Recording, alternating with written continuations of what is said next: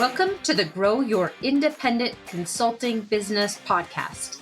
I'm Melissa Lieberman, a fellow IC and business coach. On this podcast, I teach you to become a consistently booked independent consultant without becoming a pushy salesperson or working 24/7. If I can do it, you can too. Listen on to find out how. Welcome to this week's episode, number 114.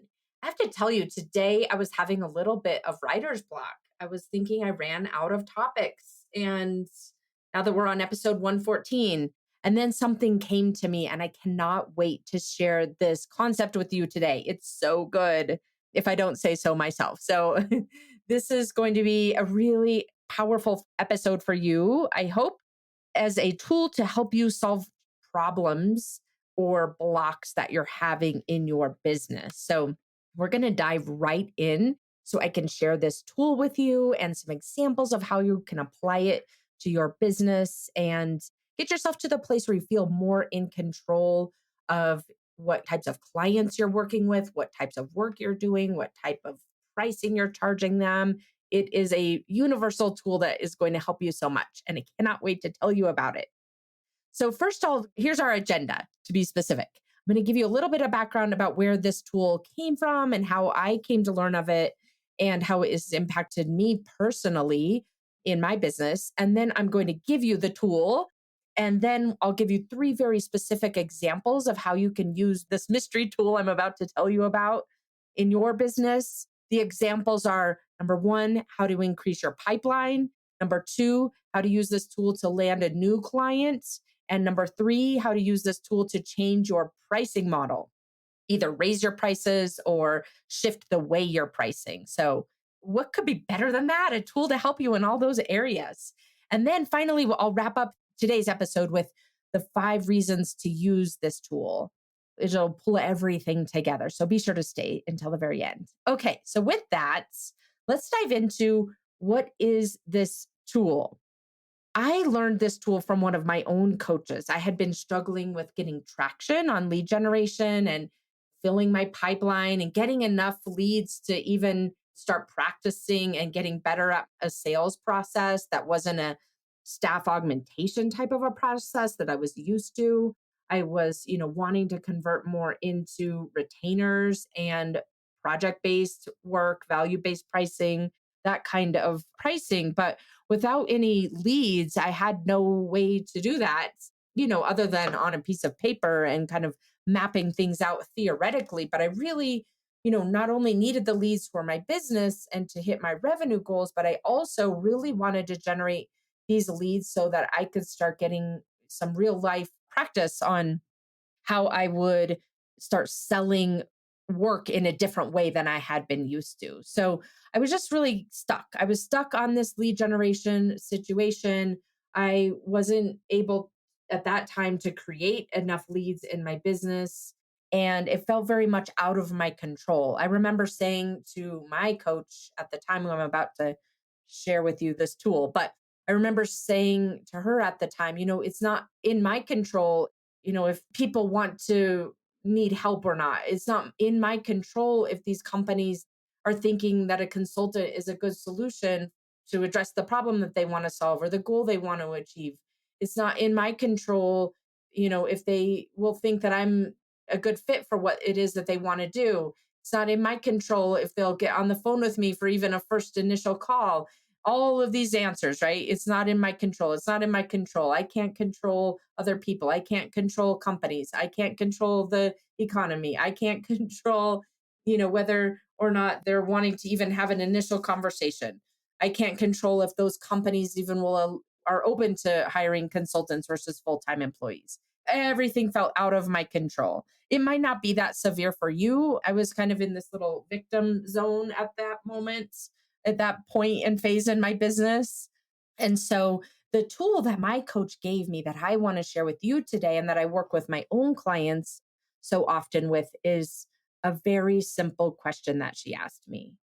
She asked me, if I were to give you $1 million to go create 5 new consulting leads in the next 30 days, what would you do?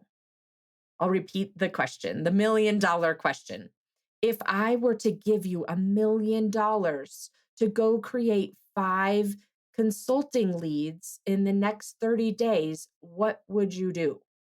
That was the question that she asked me. A theoretical, obviously, a theoretical $1 million on the line. All of a sudden, I started feeling a lot more control over the situation. Even though it was a theoretical $1 million, my brain just kind of opened up and started rattling off a lot of different ideas. Well, I would do this, I would do that. The $1 million question takes so much fear off the table. It takes so many excuses off the table. It starts opening up a lot of creativity. And I don't know if your brain's like mine, I love a good challenge. So that was also part of this too. It took some of that fear away because obviously the fear is less than important than $1 million. And it also kind of created this interesting challenge that started making my brain think so much differently about the way that I would go about tackling this challenge that she gave me, the way that I would go about creating 5 consulting leads, like 5 legitimate enterprise or even mid-sized company consulting leads, if she were offering me $1 million to go make that happen. And so I started giving her all of these answers about how I would do that. I would probably call this person and that person that I've been avoiding. I would go out and find myself a speaking engagement or two. I would go back to past clients and start talking with them about more strategic type work that they might not have been exposed to when I was working with them in more of a staff augmentation type of a role. All of these ideas that I started giving, I would probably do some cold calling. I think I told her, I mean, for $1 million, I'm definitely game for some cold calling. So, really using this question as a way to unlock seemingly challenging, out of your control challenges and blocks in your business is an incredibly powerful tool. So, that is the tool. Let me repeat the tool, and then I'm going to give you some very specific examples from other independent consultants and what this tool unlocked for them. So, you just heard my story. I want to share with you some other independent consultant stories as well so that it brings this really to life for you and the way you can apply it to your business.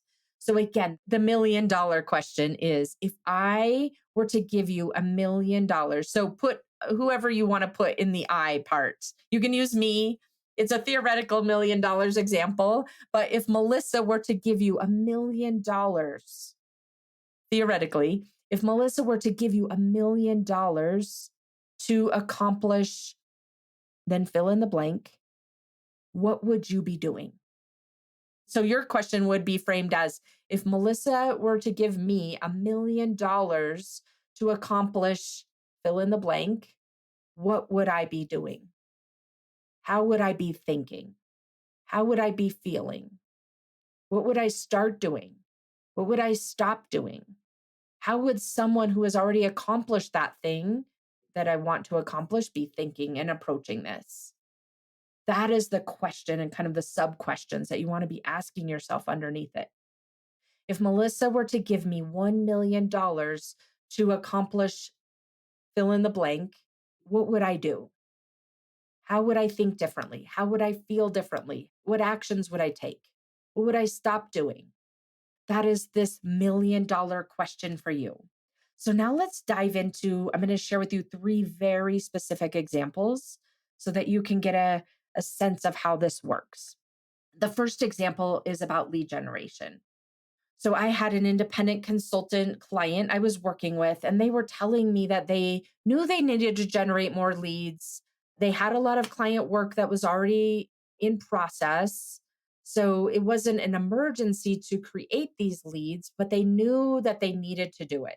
They knew they needed to keep working on lead generation, even though at the time they had a full client roster, but it felt so hard to balance the client delivery with the business development.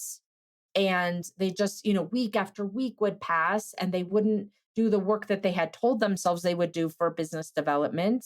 And they would tell themselves they would do better next week. And next week would come and the same Groundhog Day situation would occur where where client delivery was always taking priority out over any form of business development. And they knew they'd been in this situation before. They knew that this repeated scenario over and over again, where they kept deferring any form of business development work, was going to create another famine in their business. They'd had that before. They knew this was going to happen. They knew better, but they just couldn't seem to get themselves out of this cycle of deprioritizing and deferring what they knew they needed to be doing to generate leads for their business. And so I asked them the $1 million question. If I gave you $1 million to create 5 new leads by the end of the month, what would they do? That's how I framed the question for them. If I was going to give you $1 million to create 5 new consulting leads by the end of the month, what would you be doing? So then they started rattling off an entire plan. It was so phenomenal. They started telling me, like, okay, I would reach out to John and Sally, who I've been kind of quote unquote saving for the right time to reach out to. I would also make a top 10 list of, like, these are the most viable potential clients that would turn into one of those 5 leads.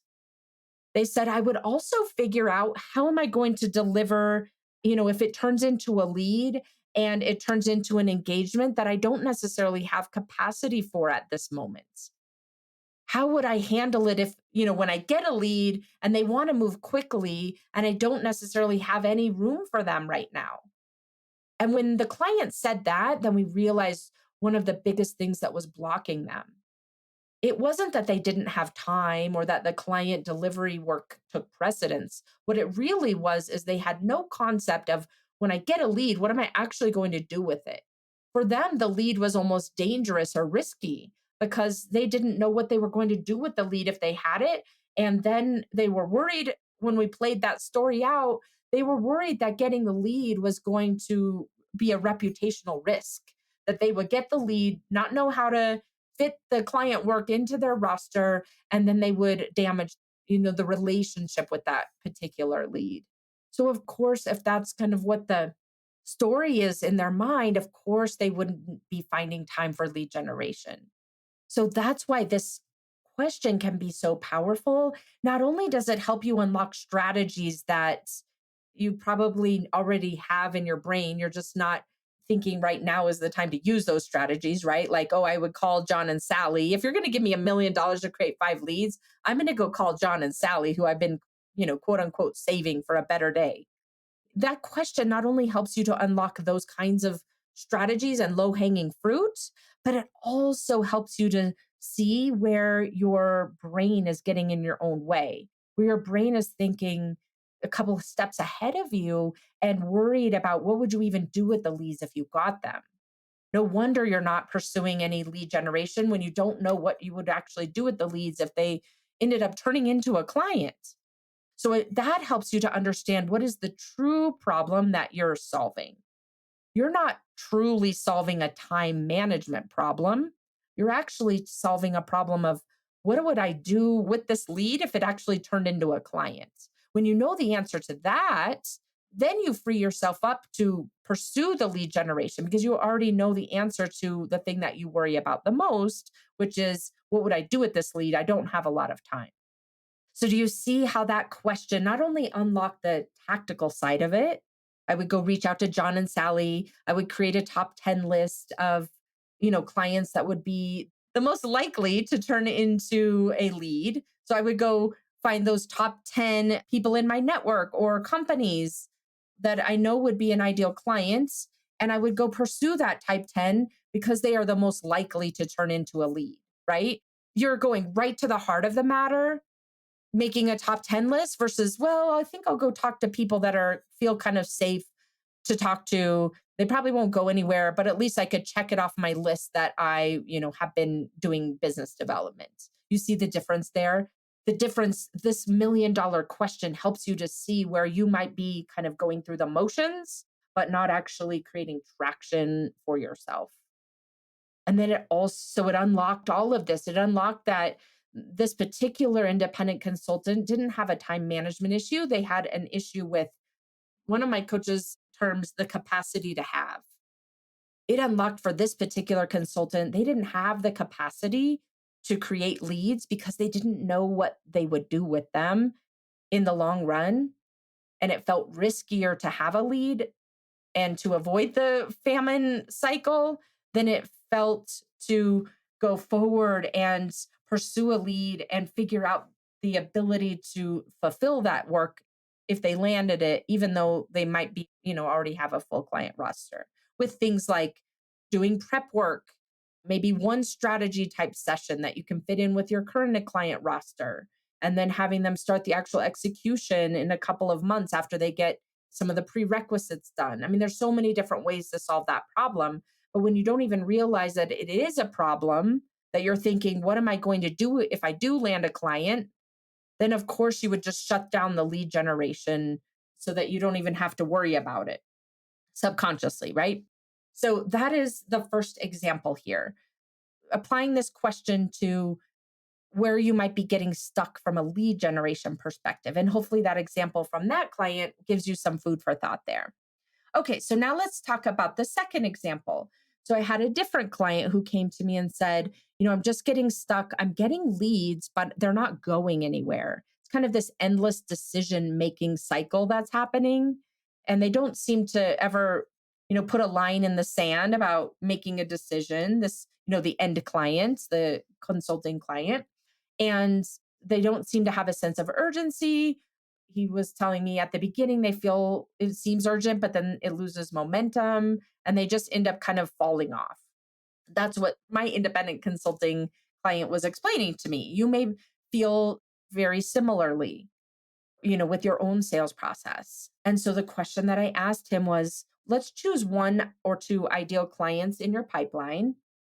And if I gave you $1 million to close a contract with that one of those two clients in the next 90 to 120 days, what would you do? How would you approach it? $1 million for the client to sign a legitimate contract for consulting work with you. What would you do? How would you approach this? And so then again, it just unleashed this amount of creativity for the independent consultant, thinking about how they might approach their sales process differently. He said things like, I would definitely figure out how it benefits, that end client to get started now versus later. I would figure out how to make it about them and not about what I need for my own business. I would be asking tougher questions about the decision making process. I wouldn't hold back on asking questions about their budget or about how the internal approval process works, about their timing and what's driving their timing and what might get in the way. I wouldn't be so kind of tiptoeing around those types of questions. He said, I might also offer smaller, easy to say yes to kind of gateway type project. So rather than selling something really big, that might take a couple of years to deliver, I might offer that, my own clients a 90-day type of a project that gets us the ball rolling and makes it easy for them to say yes. They could probably put it on their P card to pay for it and don't have to go through, any internal approvals. And then the client said something, my client, the independent consultant, said something really important. He paused and he said, as I'm saying all of these things, I realize why I'm not doing any. I know that I need to be doing these things in the sales cycle. And I realize why I'm not doing them. I realize that I'm afraid of them saying no. I realize that I'm afraid of, that meaning that I'm not good at, that I can't do this, that I cannot figure out how to sell work in this way. And so I would rather just keep generating these leads and having all of these conversations that make me feel really good. That I've got a lead generation system that works, that I've got the ability to start a sales cycle and get these really positive buying signs. But when the rubber really hits the road, I don't want to press the client for a decision because I really don't want to hear the answer if it's no. And so I just let these things linger. And so once we realize that, and of course, this is common for us as humans, right? We don't want to be rejected. We don't want to feel like we've been rejected. And so, of course, he would be creating a process of sales process that basically led to all of these just open ended situations where there's no definitive answer, where there's no definitive go or no go, just constant open loops. So, from that realization, he was able to then go forward and figure out, how do I create, end the loop where I create a decision, whether it's yes or no, doesn't matter. I'm going to get better at figuring out how to force a decision, a forcing function for a decision, whether it's no, definitely not, or yes, let's go forward with our consulting engagement, or how about not now, but definitively yes in 90 days when X, Y, and Z happens. And let's get started with the contracting process now. So we've got everything in place. So much more definitive, right? And so, pulling this back to where we started, the $1 million question for him was, if I gave you $1 million to close one or two contracts in the next 90 days, what would you do? And that question was able to unlock, for, in this specific example, for the independent consultant, some of the new strategies they hadn't thought of before. Like, okay, I'm going to offer some smaller, easier to say yes to options that then we can build from there. And it also made them realize some of the underlying fears of rejection that then we were able to tackle. Okay, let's talk about the third example now. This is an example of how to use this $1 million question to change your pricing model. So I'll give you a specific example. I had an independent consultant that I was working with, and they were telling me that they knew they needed to change their pricing model, but they kept waiting. They kept waiting, kept deferring. Later is better, kept putting it off. They would give me a whole lot of reasons why it made sense to put it off, and they all sounded very logical. But I could tell that they were not, even though they were logical reasons, they were putting it off for reasons that were unnecessary, that it had been long overdue to change the pricing model.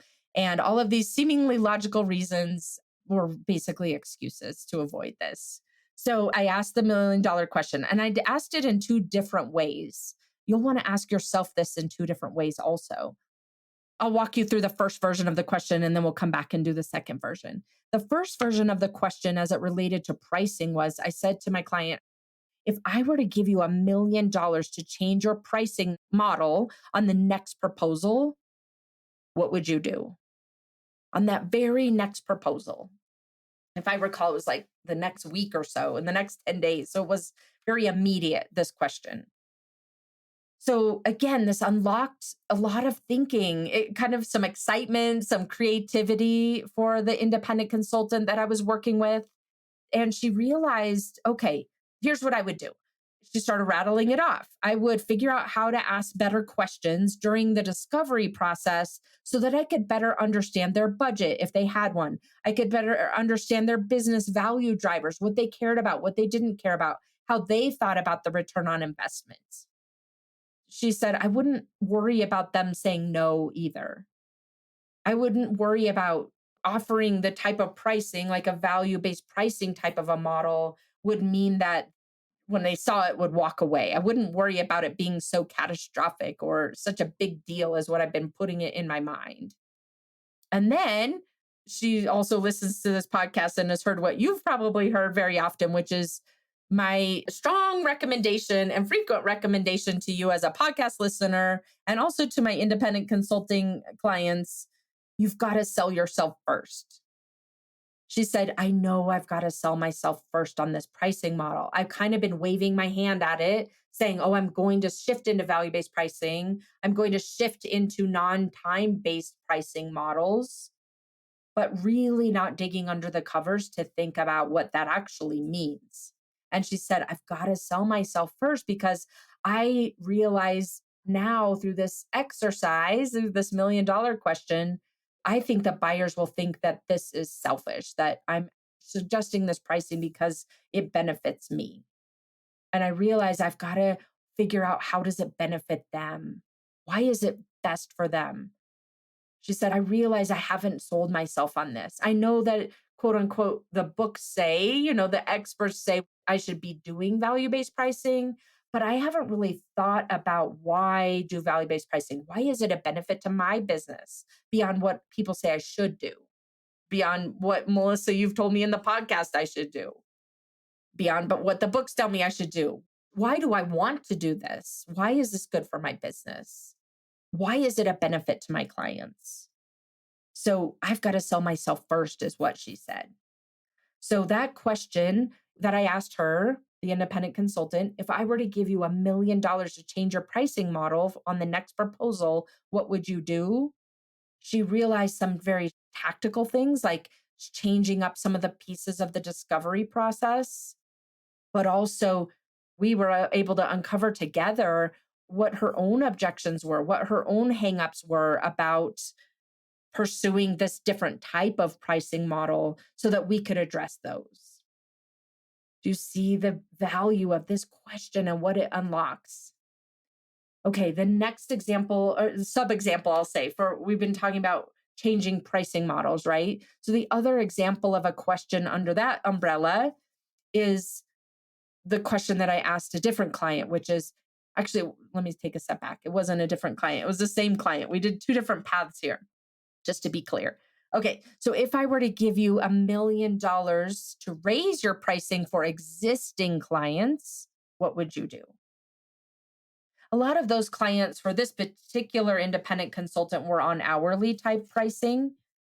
And so she had to think about, am I going to just raise the hourly prices, or do I want to shift them into a different model like a retainer? So again, she started rattling off. Okay, well, first of all, I would figure out my client plan. I've been thinking about raising and giving lip service to raising my prices, but I don't actually know what that means, she admitted. First, she's like, okay, I would look at each client and figure out very specifically for them, what would the change be? When would the timing be? What would the new model be? Would it be just an increase in the hourly rate, or would it be some shift in the model altogether? Get very, very specific. And then again, she said, I realize in this case too that I didn't sell myself first, that's something I really need to do. Because up until this point, I've just been justifying what I've been doing and why it makes sense. And logically, it sounds really in line. It's like, okay, that logic makes sense of why you wouldn't raise the price for this existing client. But she said, what I realize is that I've been focused so much on justifying why to keep the pricing in place. And I haven't spent any time thinking about how could the change in pricing work versus justifying what I've been doing. And so as she realized that, she realized that she needed to completely do a 180 in the way that she's thinking about raising prices for existing clients, and to focus on how could it work instead of justifying why it wouldn't work. And so hopefully with these examples, you can see how asking this some form of this one very simple question can unlock for you an immense amount of problem solving for your business. In summary, it's unlocking for you the creative ways that you could solve problems that you haven't necessarily thought about before. It gives you the ability to create a sense of urgency so that you can really think about something that is immediate versus in the future sometime. It gives you the ability to figure out, what are you giving lip service to versus truly committed to pursuing. This $1 million question helps you to pinpoint excuses so you can take them off the table. And it helps you to identify those blockers, both strategic, logistical, and also the mental blockers that you don't even realize are kind of running under the surface. I've given you a lot of food for thought here about why this $1 million question can be so incredibly powerful to solve any challenge in your business, to unlock problem solving and create a sense of urgency, open up and unleash creativity for the way that you're approaching things, and unlock and uncover those mental blocks then you can go about addressing. This is why it's so important. So I'm excited for you to go put this $1 million question into action in your business. And if you need help at doing this, it's something that's so easy to do, but it's really tricky to do for ourselves. That's where I come in. I would love to talk with you about private coaching. You can go to consultmelissa.com. My name has one S, one of every letter, MELISA. So go over to consultmelissa.com and schedule a consultation. We'll figure out if coaching is the next best step for the goals that you have in your business.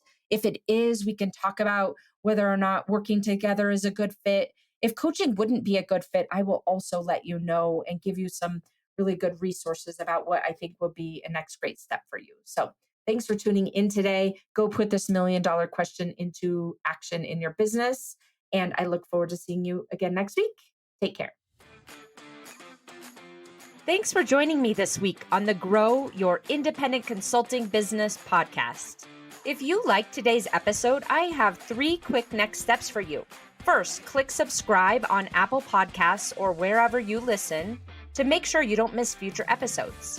Next, leave me a review in your podcast app so other independent consultants can find and benefit too. And finally, to put the ideas from today's episode into action, head over to melissalieberman.com for the show notes and more resources to help you grow your consulting practice from your first few projects into a full-fledged business.